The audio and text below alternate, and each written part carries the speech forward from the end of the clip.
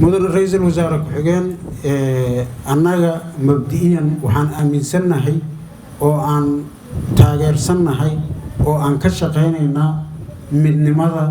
يود الجركة سوماليا إن يتاي سوماليا من أين إسكسر نقطة أيضا ولا الله إسجعل ظروفها يدباتوين كي هراء ولا كلا ترسنا هنا سحل أو من نماء أو ولا نماء أو ستنازل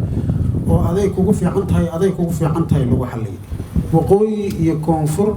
na la isu keeno sidii shalay ay isugu yimaadeen oo walaalaha ku ahaayeen maantana la isugu keeno oo waliba waxaan aaminsanahay sidii shalay ay dadka walaalaha naga reer waqooyiga ah ayaga oo ilbaxnimo iyo xadaarad iyo Soomaalinimo jecel xornimada horteen qaatay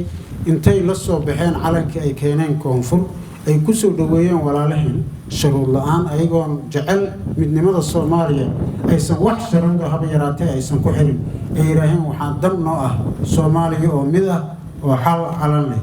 maanta annaga hadaan nahay reer koonfur galbeed waxaan qabnaa in koonfur ayadana sidaas oo kale shuruud la'aan intay maanta calankii Soomaaliyeed qaado guddi aan la dirin sidii loo sii wado waqooyi la geeyo leeyahay waa idin soo celinay waa idin keenay wax shuruudahoon ku xiranna male maanta talada Soomaaliya idinkay idin taala